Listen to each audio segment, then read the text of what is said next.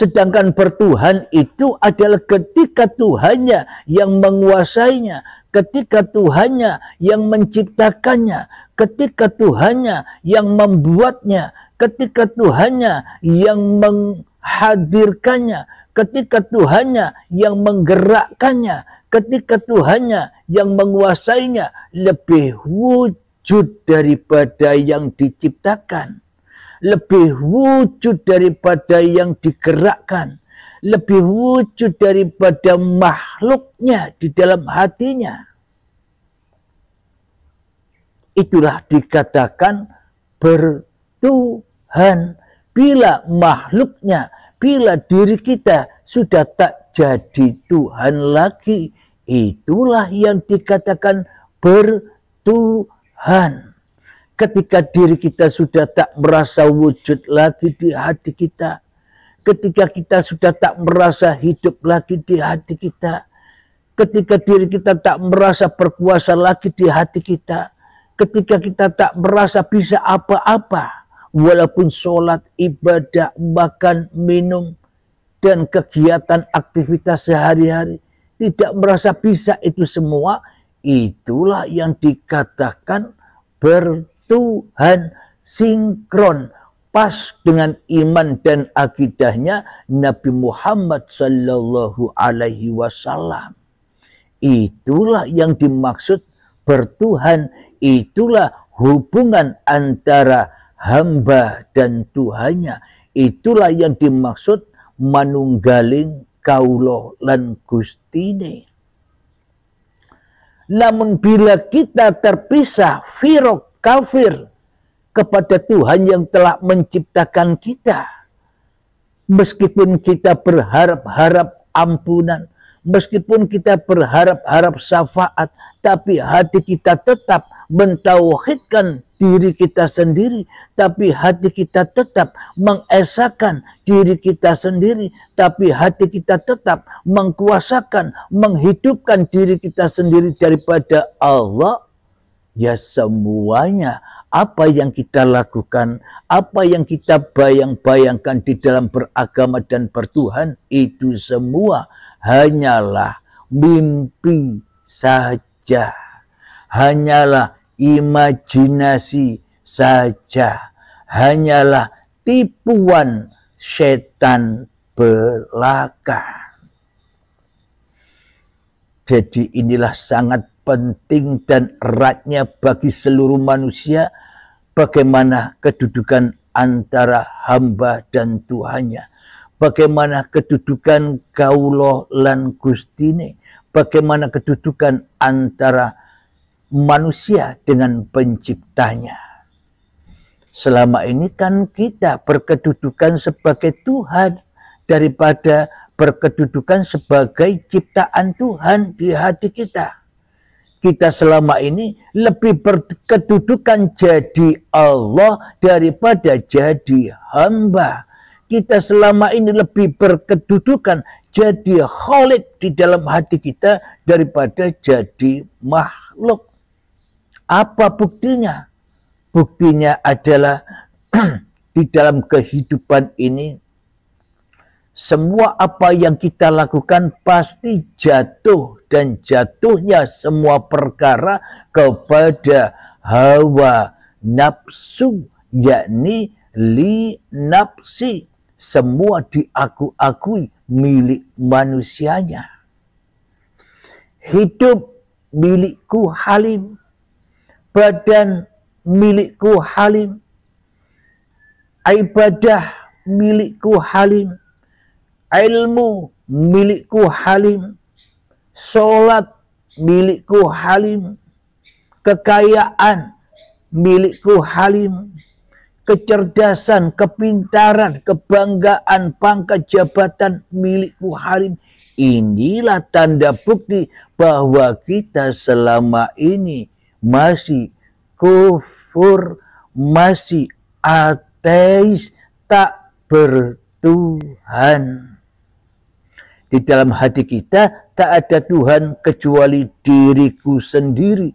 Inilah yang dimaksud kafir, terhijab, terbelenggu, yakni tidak percaya bahwa Tuhan itu lebih berkuasa daripada makhluknya, tidak percaya Tuhan itu lebih wujud daripada wujud makhluknya, tidak percaya bahwa Tuhan itu lebih hidup daripada hidup makhluknya. Itulah kita semua selama ini, umat manusia, termasuk saya juga. Kullu nafsin dha'iqatul maut. Semua yang bernyawa pasti terkena kematian.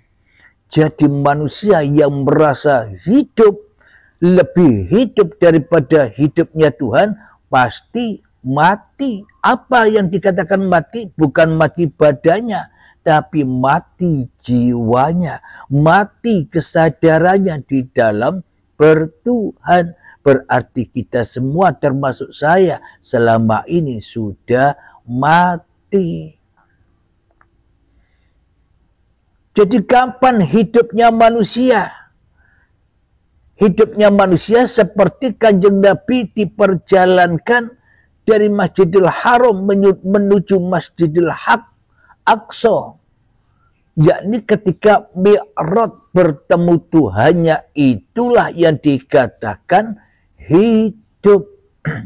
Ketika hanya Allah yang hidup, ketika hanya Allah yang wujud, ketika hanya Allah yang berkuasa di dalam hatiku, ketika hanya Allah yang hadir di dalam hatiku, itulah hidup, itulah alam baka, itulah hari akhirat. Itu ketika yang mati ini sudah bangkit kembali kepada Tuhannya, ketika yang mati ini sudah lillahi ta'ala, daripada linasnya, linafsinya selama ini. Jadi bila perjalanan kehidupan kita sendiri menyimpang jauh, kafir dari kehidupan, dari hati Kanjeng Nabi Muhammad, tidak sama, kafir, tidak percaya bahwa hanya Allah lah yang menggerakkan Muhammadnya, bahwa hanya Allah lah yang menggerakkan, yang menguasai kita. Ya mana mungkin kita dikatakan umatnya Nabi Muhammad?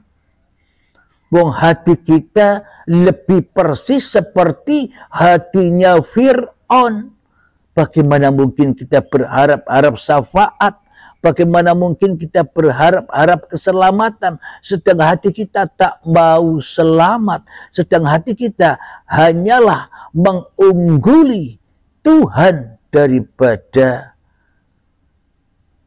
kita kembali kepada Tuhan.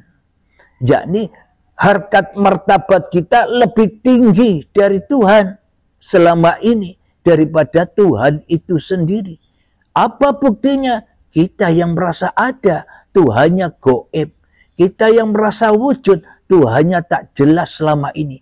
Hanya bayang-bayang saja, hanya mimpi-mimpi saja selama ini. Kita pintar berdialog tentang ketuhanan. Kita pintar berdialog tentang Nabi Muhammad. Tapi hati kita kufur terhadap mereka selama ini. Apakah kita sudah menyadari itu, wahai sahabat-sahabatku?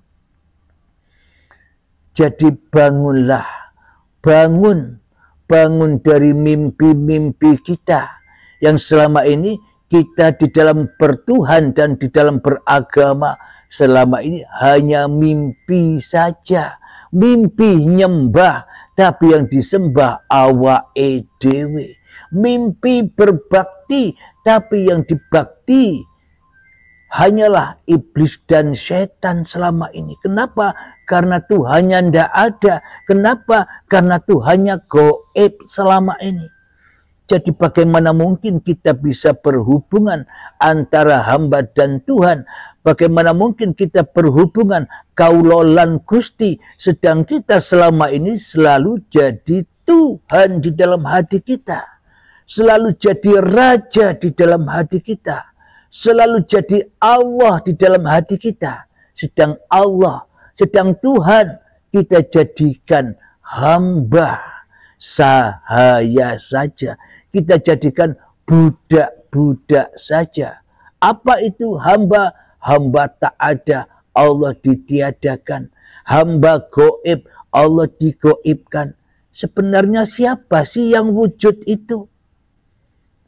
Kalau menurut agama apapun itu, apalagi agama Islam, yang semestinya wujud itu kan ya hanya Allah. Bila seluruh manusia mengaku dirinya beragama, bila seluruh manusia mengaku dirinya bertuhan, berarti yang lebih wujud daripada dirinya kan Tuhan yang telah menciptakannya. Bukan malah diri kita yang lebih wujud daripada Tuhan. Ketika diri kita lebih merasa wujud daripada Tuhan, maka tersesatlah kita. Kita telah disesatkan, kita telah diselewengkan oleh iblis dan setan, supaya kita jadi Tuhan sendiri, supaya kita kafir kepada Tuhan, supaya kita kafir kepada Nabi Muhammad, supaya kita kafir kepada ayat-ayat Allah. Selama ini yang kita lihat, yang kita saksikan di dalam hati kita kan hanyalah diri kita. Dan yang kita saksikan hanyalah ayat-ayat kita sendiri. Ayat-ayat cerita kehidupan kita sendiri. Yang lebih kita saksikan daripada ayat-ayat Allah. Daripada menyaksikan Allah dan Muhammad Rasulullah. Karena kita tak pernah bersyahadat, karena kita tak pernah bertemu Allah dan bertemu Muhammad Rasulullah, maka jangan harap kita bisa selamat di dalam kehidupan ini. Karena sejatinya selama ini kita kufur, kafir, tidak percaya kepada Allah, tidak percaya kepada Muhammad Rasulullah. Kenapa? Kita tidak iman kepada Allah dan tidak iman kepada Muhammad Rasulullah. Kenapa? Karena kita tidak pernah menyaksikannya, karena kita tidak pernah bertemu dengannya. Akhirnya kita menjadi sekutu-sekutunya setan, kita akhirnya mensekutukan Allah di hati kita. Akhirnya kita menyerupai Allah, menjadi Allah. Akhirnya kita membuat kerajaan-kerajaan sendiri di dalam hati kita seperti kerajaannya Allah. Kita yang jadi Tuhannya. Rasulnya badan-badan ini. Disuruhnya Rasulnya, hai badan, ayo kita duduk. Hai badan, ayo kita berdiri. Hai badan, ayo kita makan. Hai badan, ayo kita bekerja. Hai badan, ayo kita ke sana dan kemari. Seolah-olah kita selama ini telah mengadakan tandingan-tandingan Tuhan. Lepas kufur, terhijab dari Tuhannya. Lalu bagaimana mungkin kita berharap keselamatan?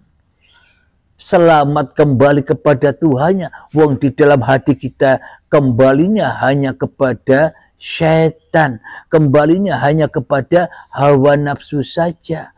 Maka selama ini kita tersesat jauh di dalam kekufuran itu sendiri. Daripada jalan kepada juru selamatnya. Siapa? Tuhan itu sendiri. Di dalam beragama dan bertuhan kita selama ini hanyalah mimpi memeluk agama. Mimpi cinta Tuhan. Mimpi cinta utusan Tuhan. Sehingga kita banyak solawat-solawatan. Meskipun hati kita kufur, banyak solawat-solawatan. Kira-kira diterima enggak solawatnya? Kira-kira diterima enggak zikir-zikirnya? Kira-kira diterima enggak ibadah-ibadahnya, sholatnya, tahajudnya, doanya, puasanya, doa-doanya. Sementara Yang jadi Tuhan di dalam hati kita hanyalah diri kita sendiri. Sementara diri kita lebih wujud daripada wujud Tuhan. Sementara diri kita lebih hadir daripada kehadiran Tuhan. Diri kita merasa yang paling hidup daripada kehidupan Tuhan. Diri kita merasa yang paling nyata selama ini daripada nyatanya Tuhan. Bagaimana mungkin kita bisa diterima apapun yang kita kerjakan sementara kita ambil sendiri apa yang kita kerjakan, sementara kita akui sendiri apapun yang kita kerjakan, sedang Allahnya goib. Mana mungkin yang goib bisa menguasaiku? Mana mungkin yang goib bisa menggerakkanku? Bagaimana mungkin yang goib bisa melihatku di dalam hatiku? Kita selama ini hanya merasa diri kita lah yang tahu diri kita. Allah nyata ada.